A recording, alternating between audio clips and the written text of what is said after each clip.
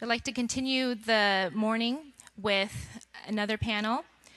This is going to look at what kind of mechanisms we have to ensure broad sector participation and collaboration in development. Partnerships and potential, a new vision for agriculture. I have the pleasure of introducing Lisa Dreier, who is the Senior Director of Agriculture for the World Economic Forum. And Lisa is a great friend to the World Food Prize. And we have a Davos to Des Moines connection. And in the past, the World Economic Forum has hosted side events at the World Food Prize, and we're so lucky to have them each. So we are delighted to invite this next panel. Lisa is going to introduce our distinguished members, and then we will begin the panel. Thank you very much. Thank you, Bjorn. We're really delighted to be here with you today. We'd like to welcome all of you that are here at the World Food Prize, as well as our virtual audience who may be tuning in by webcast, to discuss our topic of the day, which is partnerships and potential, the new vision for agriculture. We've been fortunate to have a wonderful collaboration with the World Food Prize over many years with Ambassador Quinn and his team here. In making the link that Bjorn mentioned of Des Moines to Davos, we take all of the amazing ideas and recommendations and inspiration that emerges from this meeting and use it to shape some of the discussions among global leaders that the World Economic Forum hosts each year in January. A hot topic at those meetings is always the topic of partnership. And in fact, partnership has become a bit of a buzzword. It seems like these days everyone is in partnership with everybody else. And the concept is a really great one. Essentially, it is the idea that organizations with different capacities can combine efforts in order to have a greater impact than they could have alone. So it makes a lot of sense in theory. But those who have tried it have often found that it's a little more challenging in practice, because joining together with an organization that has a different vision, different incentives, sometimes a different organizational culture, or even a language in the way they talk about things, can be challenging as you seek to figure out a common goal, convince yourselves that the win-win benefit of working together justifies the challenge of working together, and then to actually implement that vision together step by step through the various challenges that emerge along the way. But increasingly, I think we're seeing organizations throughout the agriculture sector finding that, yes, it is worth it to work in partnership. And in fact, it's an imperative to work in partnership to address some of the challenges that we need to address today. The World Economic Forum has a global initiative called the New Vision for Agriculture, which serves as a platform for facilitating and catalyzing partnerships of all kinds between the public sector and the private sector, but also bringing in farmer organizations, donor agencies, civil society, and others who must be at the table and really an active stakeholder in deciding the direction that agriculture and food security will go. The new vision relates to a very simple concept, which is that to meet the global challenges that we have before us of feeding 9 billion people, we will have to approach agriculture in a new way to ensure that it delivers three things to society: food security, environmental sustainability, and economic opportunity. And those three things are equally important and need to be achieved together. Part of the message of this new vision is that the private sector is ready to be a partner in achieving that vision, and that all stakeholders need to work together to achieve it. So we've worked to put that into practice by facilitating and catalyzing partnerships at the national level in Asia, Latin America, and in Africa. Particularly in Africa, a regional partnership called Grow Africa, undertaken together with the African Union and NEPAD, is supporting 9 different countries, including Ethiopia and Malawi, for whom we have some great panelists with us today, to mobilize investment and partnership into African agriculture. And in 2012, in collaboration with the G8's new Alliance on Food Security and Nutrition, this resulted in over $3 billion of investment commitments in African agriculture that will benefit 12 to 15 million smallholders in the coming 5 years.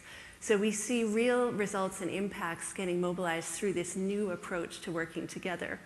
We'd like to have a very open discussion today about what that potential is, and how we can really capitalize upon it. So we have a wonderful series of panelists with us here. Next to me is Dyborn Chibonga, CEO of the National Association of Smallholder Farmers in Malawi. Next to him is Davor Pisk, Chief Operating Officer of Syngenta International, based in Switzerland. Next to him, Khalid Bomba, CEO of the Ethiopian Agricultural Transformation Agency in Addis Ababa. Bill Cordingley, Managing Director and Head of Agricultural Research at Rabobank International, based in the US. And then Ray Offenheiser, President of Oxfam America, also based in the US. So I'd like to start off by asking each of our panelists to make some introductory remarks and really just give us a few of their key perspectives on the issue of partnerships. So since the new vision for agriculture puts farmers at the center of the vision, I think we should start with our farmer leader who's on the panel. And Dyborn Chibonga, you have been in Davos, you've seen world leaders making commitments to work in partnership, and then you've also seen the on-the-ground reality in Malawi. Can you tell us, what do you think that partnerships can do for smallholder farmers in Africa, and what's your advice on how to best make them come out successfully? Thank you, Lisa. Good morning, everybody. Many people regard smallholder farmers as vulnerable people that need support, that need safety nets in order for them to survive. But we regard smallholder farmers as a powerhouse that has got huge potential that can be released to make a difference in life. But as Dr. Norman Borlaug said, you cannot eat potential. So the question is, how do you release that potential? First of all, you need to help smallholder farmers to have a change of mindset. Instead of treating farming as a tradition, as a way of life, they need to treat farming as business. And that is exactly what NASFAM does, to help smallholder farmers realize that farming is business and to help them work in a business-like manner to make farming improve their livelihoods. Secondly, you need to help them to access the productive inputs and the rural advisory services.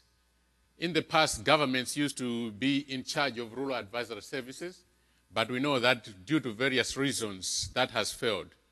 So you need to have a mechanism where private sector, NGOs, civil society is taking part in providing rural advisory services to the farmers, so that the research and development that is most of the time sitting on the shelves can reach smallholder farmers to treat farming in a modern way and not to continue to use the hand hoe, which is something that is preventing our youth from going into agriculture.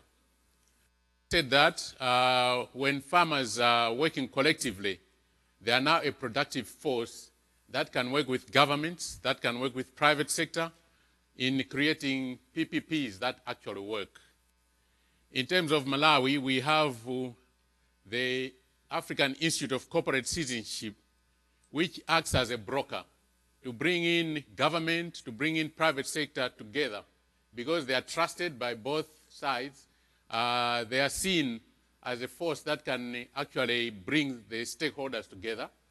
And because of that, we as smallholder farmers have joined those PPPs. And under the G8 New Alliance for Agriculture, we're actually taking part. Two examples that I can give you. As NASFAM, we partnered some few years ago to create a company called AfriNut. AfriNut is looking at processing and aflatoxin control of groundnuts that are going for exports in Europe. Up to 2 years ago, we were working with Twin in order to send groundnuts raw to England for them to process into various products under fair trade. But that company, which has NASFAM as a partner, Ex-Agris, both in Malawi, it has Twin from the UK, it has Coded, a Dutch NGO, and Waterloo Foundation, was created in order to do some of the value added back home.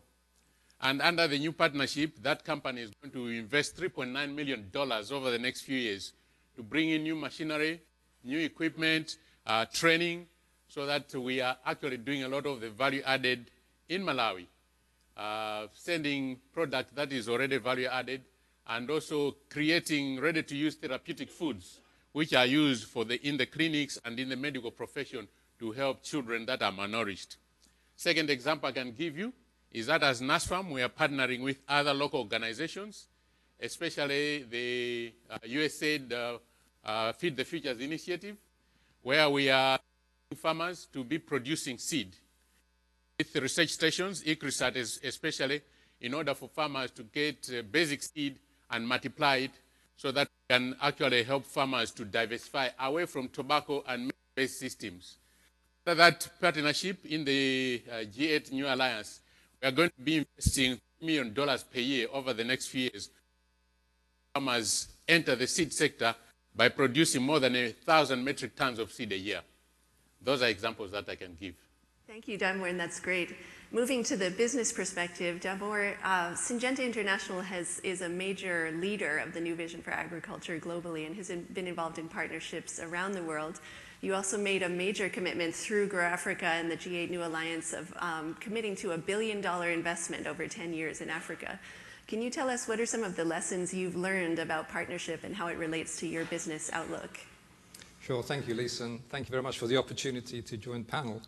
I think maybe the first thing I would reflect on is why private-public partnerships in the first place. And it's probably true to say that 6 or 7 years ago, Syngenta as a company wouldn't have necessarily looked to private-public partnerships as the key for our growth going forward. We were very much reliant upon bringing our own technology to markets in essentially developed countries, relying on product launches to give us growth. But what we recognized more recently is that if we're really going to be serious about tackling food security, we can't rely on large, developed, sophisticated agriculture, typically in the northern hemisphere. If we're going to grow more food in the next 30 years than we've ever done before in the last 10,000, we're going to have to do some things differently. And the first and most important thing we're going to have to do differently is increase productivity among smallholders. The 450 million smallholders around the world who have still today suboptimal yields, suboptimal productivity from their land. Now, in order to address the smallholder challenge and to realize this potential, we realize it's going to need a multidisciplinary approach.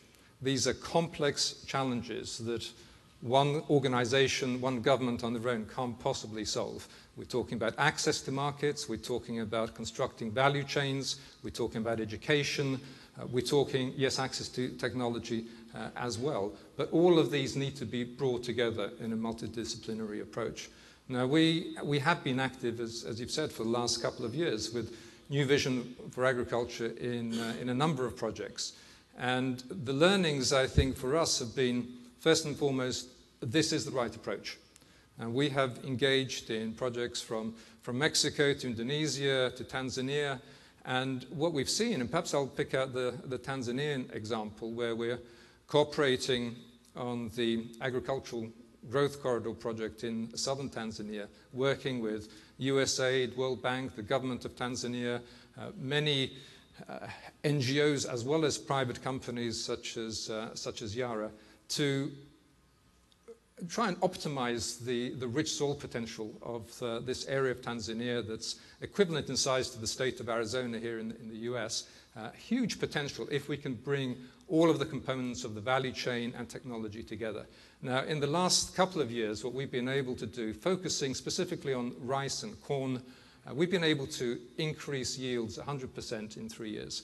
But importantly, and this gets back to your earlier point about sustainability being a key part of the overall equation, we've done this without increasing the need for more inputs, and we've done it in a way that hasn't contributed to any increase in greenhouse gas emission either. So this is truly sustainable productivity growth, which has to be the goal. So the first lesson for me has been that this approach, these partnerships that we put in place, really do work. The second lesson for me is that if this is going to be successful going forward, and certainly private companies such as Syngenta need to do this as our core business activity. This can't be some sort of a corporate social responsibility exercise on the periphery of our business activities. This has to be strategic. It has to be something that all of our employees get behind and support. And that's why we've launched very recently what we call the Good Growth Plan, which outlines our strategic commitments to increase productivity in a sustainable way, particularly focusing on productivity growth in smallholder agriculture. And I guess the third lesson that I would highlight is the fact that this is difficult. This is going to take many, many years to be successful. We need to adopt a phrase that we use in Syngenta, burning patience, because there is absolute urgency to start on these projects now, to make sure that we build these partnerships. But let's recognize that we're not going to transform smallholder agriculture in any part of the world in 1 or 2 seasons. This is going to require sustained effort from governments, from NGOs, from the private sector, if we're really going to make a difference. Thank you. And maybe turning then to the example on the ground in Africa, Khalid, the Ethiopian Agriculture Transformation Agency is a very unique and innovative organization that has attracted a lot of attention. Can you tell us, what does the new vision for agriculture, Grow Africa, and other partnerships of this kind mean from the perspective of a country like Ethiopia? Sure. Thank you, Lisa. For a country like Ethiopia, where 45% of the GDP comes from agriculture, and of that 95% of production comes from smallholder farmers, the investment to drive economic development, to reduce poverty, has to be with smallholder farmers in agriculture. And as a result, over the past 10 years, Ethiopia has been one of the few countries in Africa that's actually met the Maputo Declaration of investing over 10% of its budget in the agriculture sector, investing about 14% in that area. Now, that's led to growth overall in the economy of double digits over that period of time, and in agriculture of about 8%. However, I think there's a recognition by the government that this model, although it's driven by government investment, it's driven by a development to state model, is undesirable from a long-term perspective and is only there because of necessity, because of some of the market failures that have existed in the past. And although the model over the past 10 years has been driven by government with a significant amount of support from development partners, be they bilaterals, multilaterals, and foundations, it was recognized that a significant piece of the puzzle was missing for long-term economic growth, and that was the engagement with the private sector. In many parts of Africa, I think the private sector sees smallholder farming as too risky, as not scalable, and is very difficult to work with. And I think the government realizes that it has to do more to encourage the private sector, both domestic and international, to be a valued partner in working with us in developing smallholder farmer in a win-win basis. And that type of partnership is one that, as was just indicated, takes time. It is not linear. It is not easy. And there will be some challenges that we face across the way. But the ultimate objective from the government's perspective is, how do we turn our smallholder farmers from subsistence farmers to ones that are market-oriented, that understand the opportunities that exist in not just growing food for their own consumption, but identifying both domestic and international markets to serve, and also in working with the private sector when it comes to, be it input supply or post-harvest processing. So there are many ways in which we think that the private sector could certainly work with government and also development partners in helping us achieve our aims. Fantastic. Thank you so much.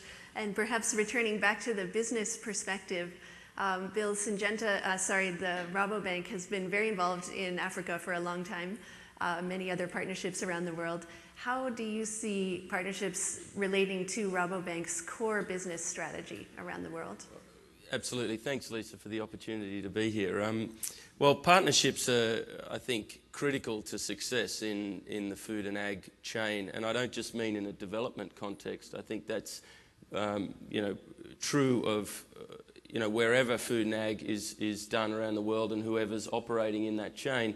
The big change I think we've seen in the last 7 to 10 years is a fundamental shift in the nature of our global food system in terms of higher prices, more volatility, greater dislocation between where production takes place and where consumption takes place. increasing need to focus on environmental and sustainability, social elements of the food chain. All of this has created huge additional complexity to what was traditionally more a local, country-based or regional-based supply chain. Basically, we've seen our market globalise. We've seen those complexities, double or treble, and the road ahead looks just as complex, if not more complex. In that context, we don't know any of our clients, and we bank the food industry all around the world, who would say we could do it all by ourselves.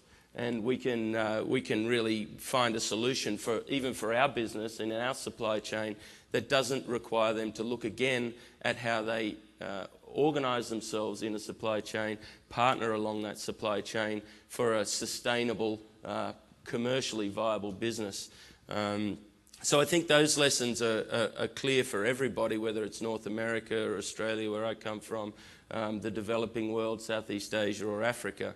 I think what's clear is where the infrastructure and enabling environment is less robust, the need for partnerships is even greater. So in a market like North America that's been established for a long time, highly specialised at all points in the value chain, one can specialise a little more and be more dependent on their partners upstream and downstream, or their suppliers upstream and downstream, and have a different sort of partnership or relationship. In the developing world, where often these supply chains, as we've heard, have to be built from scratch, the ability for a company to go in and bring their unique capability to that marketplace and for it to make any impact at all is highly compromised unless, as we heard, there's a multi-stakeholder approach, including the government, that helps to establish that proper enabling environment, that range of services that are needed for a supply chain to work effectively. And then I think turning towards the more developing world and smallholders, I think one critical element that's been touched on, the 3 Ps, people, planet, profit. People need to make a profit, and they need to be incentivised correctly. So it's no good for us to increase the yields of a farmer double and triple in a local area if there's no market for them to sell into. All that does is crush their market and demoralise the effort. And eventually, we know that'll last a year or two. So really, again, it's that ability to align interests, not just improve yield, but why are we improving yield? We're improving yield because we've got a pathway to a market. We've got a pathway to a new opportunity for these farmers, and we're aligning their interests with the processors, with the distributors, and with the end users. And I think in Africa, that's a critical step to get right, because if we don't align those interests, what we will see, I think, is a very challenging situation in terms of creating the lasting impact and benefit for the weakest link in the chain, which is often the smallholders. So, example of that could be ICM Agribusiness in Rwanda, who are doing a rice project. They have brought together the farmers in terms of their cooperatives and individually, and they've invested in a number of processing mills, and they've given these farmer cooperatives a share in these processing mills. So it immediately aligns their interests with the success of the mill. Part of the challenge I understand often is you invest in a mill in a developing market, and all that capital goes in. If the farmers can get a better price, down the street, they're very much incentivised to do that. If they're tied to the success of that mill and then the downstream supply chain, that presents a longer-term, more sustainable opportunity to build a value chain through partnerships. So partnerships are critical. We see it across all of our clients around the world, particularly large clients who are now facing this higher volatility, the challenge of being sustainable. So they've got to manage their risks. They've got to address their consumers' concerns in the Western world. I heard the CEO of McDonald's just this last Sunday say one of the biggest mega trends they think about is the connectivity, increased connectivity of consumers these days. So when something happens over in China, consumers in America know about it. So if someone gets sick somewhere, sales drop in another part of the world. It's an increasingly connective world. And so, the ability for big companies with brands at stake to know what's going on back up their supply chain is different than it has been for many years, not just because of sustainability, because of food safety, but as a real brand value driver. So I think we're seeing a lot more interest in brand owners going back upstream and understanding, what the heck's going on in my supply chain? Is there child labour? Is this being produced environmentally, sustainably? How can I play a role there that I never was interested in before? And I think that's a big shift, and we'll see that continue.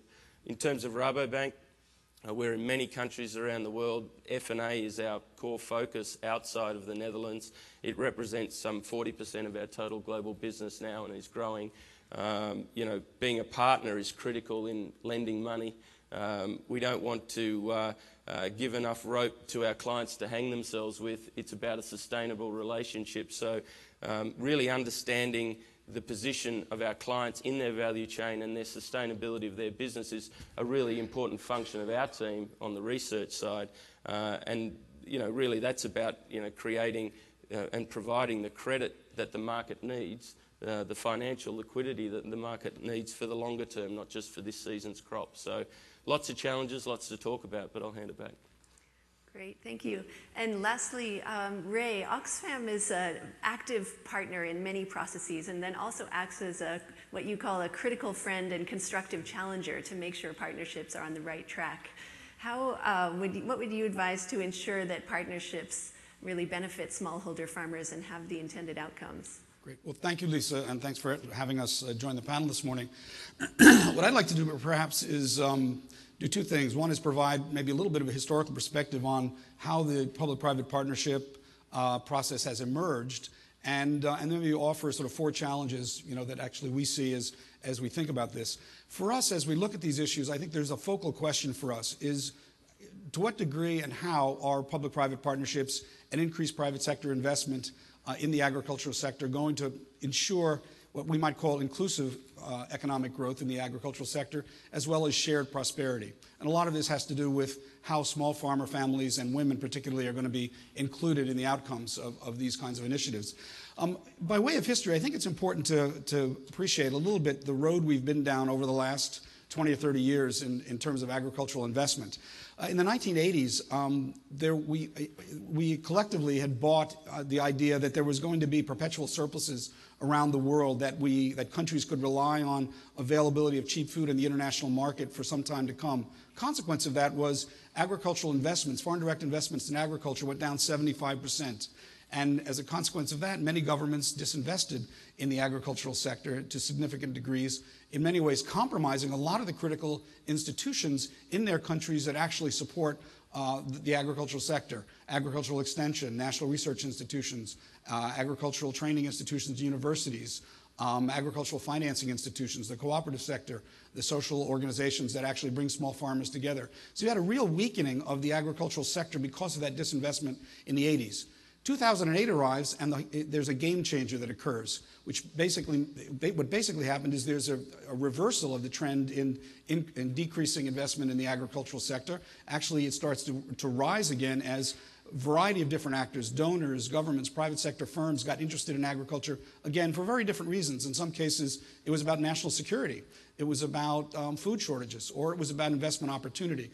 But the good news here is that agricultural investment did actually increase, or has been increasing.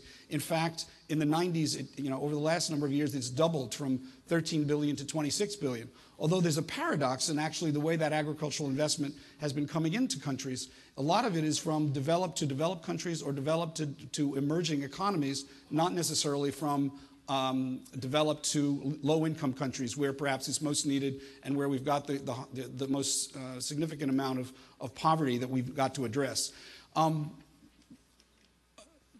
The good news is that initiatives like the New Vision for Agriculture and the public-private partnership narrative that we're discussing today have emerged. It's good news. It really represents the interest of the private sector in becoming a real partner in the development process. And I think one of the other things that's been a significant change that maybe is worth noting is foreign direct investment from the private sector as a percent of overall private sector, of overall foreign direct investment in agriculture has been rising dramatically relative to ODA. overseas development assistance. So aid is going down and private sector investments going up. The private sector as a development actor is now, it's a fact, and it's something I think we need to acknowledge, and we need to find creative ways like the new vision for addressing the opportunity that represents. 3 or 4 challenges that I think we're all facing as we look at this going forward. I think one of the challenges we face is the question of investment itself, investing at scale. As I said, investment has gone up. It's doubled between 2007 and 2009 from 13 to 26 billion. As I indicated, it's not necessarily going to the low-income countries. The other thing to recognize, though, is the FAO has indicated we need $80 billion a year in investment to really move the agricultural sector in a way that's going to drive the kind of growth we'd like to see and really reach the kinds of populations we want to reach. And so we're only at 26 billion. We still got a ways to go in order to reach, really reach scale. And in thinking about this investment, I think we've got to realize that there is a role for the private sector, but we've also got to be sure that the public sector is playing its role as well in terms of creating the kind of enabling environment that other members of the panel have commented on. The second major challenge, as we see it, is ensuring that investments that are made are raising incomes, making farmers more resilient, and improving food security, which really are the main goals of the new vision as Lisa has articulated them. But I think it's really also important about who are we really investing in. And the real investors in the agriculture sector in most countries are farmers themselves. And oftentimes small farmers, and small farmers are often the significant portion of the agricultural sector in many countries, but they're often overlooked by policymakers and investors. And I think one of the things we're finding as the private sector comes into this arena is it's oftentimes really hard for the companies to find ways to incorporate small farmers into their supply chains in meaningful ways. And some of that has to do with the fact that we don't necessarily have the institutional architecture in place today that may be needed in terms of the kinds of ag extension that might be required, technical outreach, farmer organizations and so forth, that the private sector needs to work with in order to make deals and advance the agenda. And oftentimes, small farmers are in vulnerable areas, conflict zones, in areas that are difficult to reach and problematic perhaps for private sector investors who are looking perhaps for a lower risk investing environment. Third challenge is, I think, avoiding bad investments. Not all investments are equal, and not all investments are good. And one of the things we've been seeing in the aftermath of the global food price crisis in 2008 is a phenomenon of land grabs across the particularly across the African continent. Something that I think a lot of civil society organizations are worried about, particularly in cases where they're displacing small farmers. But I think what this particular issue highlights is the existence of poorly administered land tenure systems, where there's really a need, particularly for governments, to take action in this area and enable small farmers to secure land as, in effect, a bankable asset. So in that area, I think there's real need for action to improve the regulatory systems in countries, have legal parity for women farmers to enable women to actually own assets and be a part of the productive process and secure financing, bankable land tenure, governance, grievance mechanisms in supply chains where actually farm organizations can actually grieve an issue perhaps that might arise with a company that they're relating to, and as well as strong social protection schemes. And finally, I think the fourth challenge is really at the heart of the new vision initiative and others of this sort, which is really trying to encourage effective collaboration between the public and private sectors. Governments across Africa and other parts of the world have actually created their own agricultural plans, their development plans. And historically, donors and other investors have not necessarily aligned themselves with those plans. But going forward, I think this alignment is going to be critical if we're going to get the kind of outcomes that we're all hoping for. And the private sector, of course, has got its own particular interests in advancing its agenda and securing profit, of course. And I think the trick here is going to be, can the private sector, with the best intentions to reach small farmers and participate in positive development outcomes, align itself with the national agendas of the sort that, say, Khalid is coordinating in Ethiopia. I think the new vision is an important initiative because I think it brings together the key stakeholders in these discussions that have to be talking and networking and learning together, and it builds the opportunity for the kind of constructive dialogue that will hopefully produce the kinds of inclusive growth and shared prosperity that I think we're all hoping for. Thank you, Ray. And a lot of your points were about the importance of strengthening institutions. And I noticed that a number of you mentioned the important role of government, both as an investor in the private sector and as the organization that really sets the policy environment that can enable smallholder farmer capacity building and market access. Khalid, since you're the representative on the panel from a government organization, what do you think is the role of government, and how has the Ethiopian government taken a very unique few steps on this front? Sure. You know, I think a lot of people have mentioned enabling environment as being critical to ensure that some of these public-private partnerships are efficient. And when we think about enabling environment, I think there's a couple of different ways of considering that. First and foremost, of course, is for government to create the policy and regulatory framework for these partnerships to succeed and for private sector to have clarity. I think a lot of what we hear from our private sector partners is just be sure that you have consistent rules and regulations and that you stick to them. It doesn't matter what they are, just make them consistent. So that consistency in policies and regulatory framework, I think, is one thing in enabling environment that governments can provide. The second one is the priority setting. The priorities, the metrics for success, the kinds of targets that really identify what are we trying to achieve rather than just working in a vacuum. And some of those targets can be very sector specific, and others are actually things like ensuring the participation of women is documented in a very targeted way, be it in participation in supply chains, as was commented on at the previous panel, not only in the production side of the equation, but further up the value chain. So that target setting, I think, is something that governments can play a very important role on. And then thirdly, from a broad perspective, I think there are investments that could be made in institutions and infrastructure, in the public goods that create the underlying bedrock upon which many of these partnerships are built. So I think those are three broad kind of enabling environments. Now, beyond that, I think we have to get a bit more granular to get things done. And that's why an organization like ours at ATA, I think, plays a special role. Because beyond these broad policy and regulatory and infrastructure investments, ultimately deals have to get done. And what ATA does is plays a catalyzing, facilitating role in playing a translating almost function between the different partners and making sure that everybody not only understands the rules of the game, but the responsibilities that they have to one another. So we create a platform that enables people to not just talk to one another, but to really transact, to really work together. So there is a problem-solving role that we play in helping people identify what are the issues that they face and who is responsible for solving those problems. Sometimes it's just a mere misunderstanding. Other times there are policy issues that need to be addressed. But we can play that role as a government institution in sitting between the different partners and not having essentially a stake in the game. Our role is just to make sure that things get done. So that problem-solving role is something that I think is sometimes overlooked. To have an objective organization that's sitting there whose sole task is just to see deals close, who doesn't have a stake at the end except for the well-being of the smallholder farmer. And to our other panelists, as you look at both your own countries and governments around the world, and perhaps Davor, we could start with you, looking at Ethiopia and many other governments that you deal with, what are some examples of what you think governments are doing right in leading and brokering partnerships and creating the enabling environment for what needs to get done? And what would you like to see them do more of? Yeah, I think there's many examples from around the world. We do a lot of work in Vietnam, in Indonesia. I think the commitment and the support we have from individual agencies is very similar to Khalid's example from Ethiopia.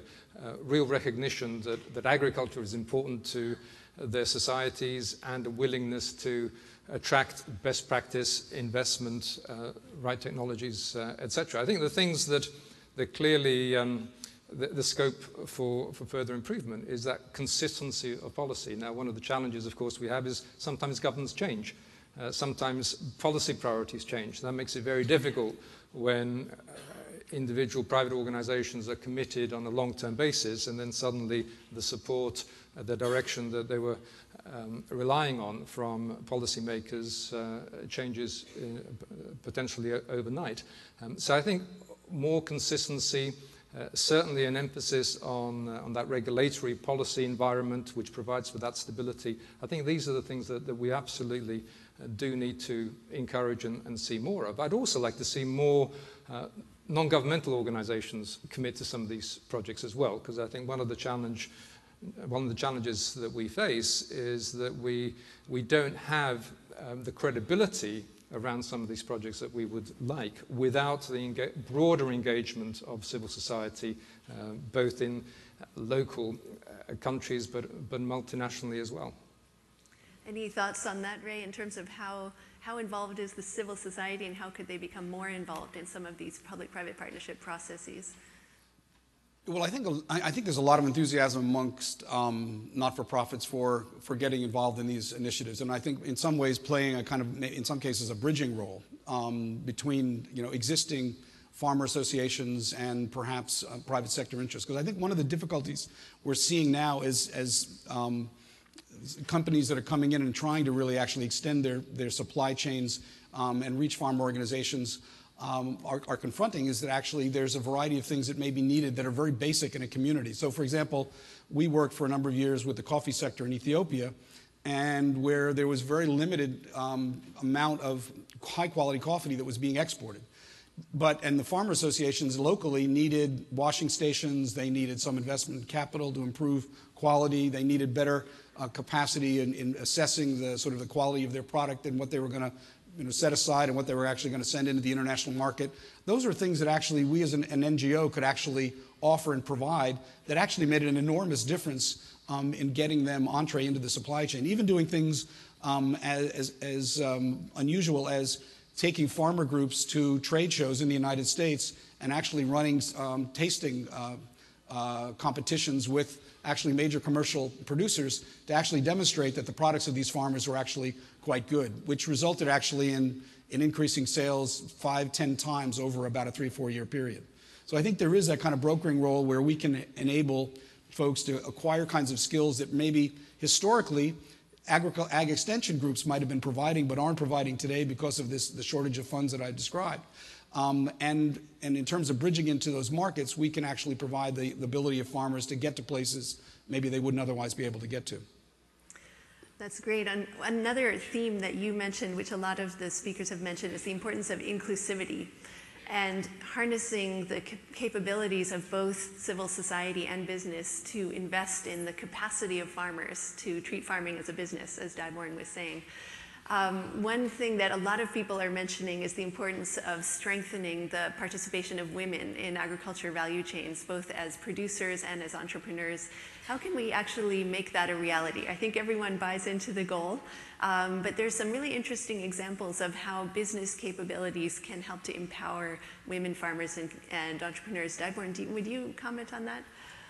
Yes, Lisa. I think Africa has to work harder at that, because of our traditions and our cultures which regard women as maybe second class.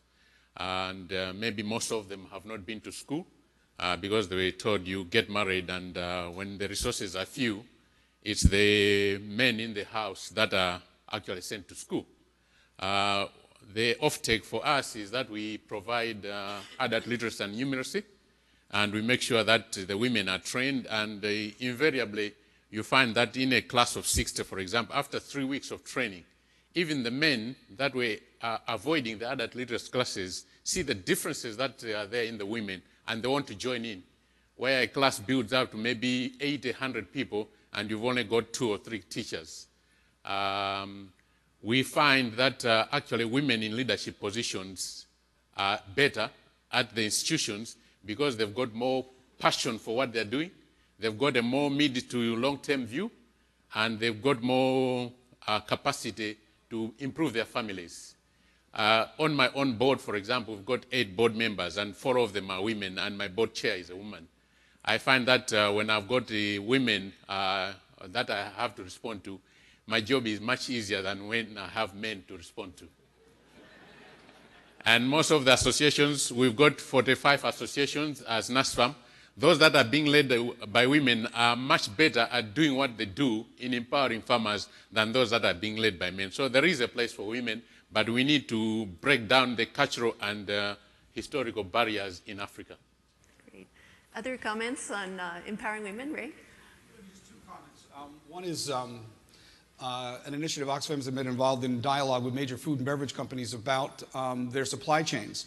And one of the things we have been challenging them on is the degree to which they're actually thinking about the role of women in their supply chains and the extent to which they actually have policies in place to bring that question to the fore in terms of their suppliers and the way they relate to their suppliers. And what has been surprising to us is the extent to which all of the companies we've talked to have been thinking about this, but they haven't it's not been clear to them what practically they can be doing. So we've been actually trying to provide some practical ideas. The other thing, maybe just to underline Dyborn's point, is Oxfam's initiated a program. We started somewhat modestly called Female Food Heroes in Tanzania, Nigeria, and Ethiopia. The idea was actually to highlight women's leadership in agriculture and actually get a greater appreciation not only for the private sector, but also in the broader society of the role that women play in agriculture. The idea was actually to ask for nominations of women who are playing important leadership roles at the village level in doing innovative things in agriculture. We started modestly in Tanzania. Now we have 7,000 applicants a year, or nominations a year, for this program. We go through a very rigorous review process. We pick 14, and then they go through a whole leadership training program. And the interesting thing in the country is this whole process of their selection and then their participation in leadership training, work with youth, return to their villages, initiation of projects in villages, is all being videoed and portrayed on national television on a nightly basis following the nightly news. And there's a national audience that is actually following this as if it's sort of a reality TV program. And so it's really put women, small farmer agriculturalists, and their lives and challenges right at the heart of national discussion in Tanzania specifically. So it's something we're trying to actually take to other countries across the continent as well. Great, thank you. I think, unfortunately, we could happily talk about this all day long, and perhaps we will continue to do so after this panel, but we have only a few minutes left. I'd like to ask each of you, given that you have a lot of experience in partnerships, and we're hearing from the full group that the partnerships are the new reality. There's a lot of organizations that are trying to navigate this path, and there is no roadmap. There's no recipe that's already defined for how to make partnerships work. So from all of your experience, I'd love to ask each of you to close by giving just a quick one-liner on if you were giving advice to another organization that was going to start out on the partnership path, what do you think is the one most important success factor to making a partnership work if you were giving advice to an organization? And perhaps, Dyborn, we could start with you. It might be knocking on your door in Malawi, an international company, an organization from another country or from your own country. What would you tell them in terms of tips for making partnerships work? I think I would give 2 tips. One is that government often works at a different speed from private sector. And most of the time, the ministries work in silos that don't even talk to each other. So they have to be aware of that. And secondly, most of the time, private sector treats smallholder farmers as very high risk, and that is not scalable. But having said that, from the example of NASFAM and what we are doing in the new alliance with Grow Africa and so on, I think we can give examples that it can actually work, but you need the patience. Great. Thank you. Davor? I think for me, it's all about making sure that your choice of partner absolutely shares the same strategic aims and objectives as you have. Partnerships are hard work, and if you're not absolutely aligned in terms of the priority you place on the specific objectives, then it's probably going to be a futile endeavor. Good advice. And Khalid? Maybe let me answer the question not from the perspective of how I would advise companies about partnerships, but rather governments about how to think about these partnerships. And I'd say from that perspective that it's important for governments to think about solving structural problems rather than the problems that exist in each partnership independently. Because that's a much more scalable model if you solve the broader issues rather than going in and trying to solve one by one every single issue that exists in each partnership. Great. And in just one word each, Bill and Ray. Yeah, well, I think it's about alignment. So similar to what we heard, it's those partners need to be aligned, and they need to know where the vested interests lie in that overall system. Those very good partnerships with great capabilities can be brought undone if they don't understand that. Final word for Ray. Well, I mean, I agree with Khalid that I think we need a broader shared agenda, and I think the key to that is transparency, which leads to trust and requires burning patience, if I can steal the term from Davor. So alignment, transparency, trust, commitment, and the burning patience is required to make these partnerships work. We thank all of you for participating and joining us for this discussion, and let's have a round of applause for our speakers.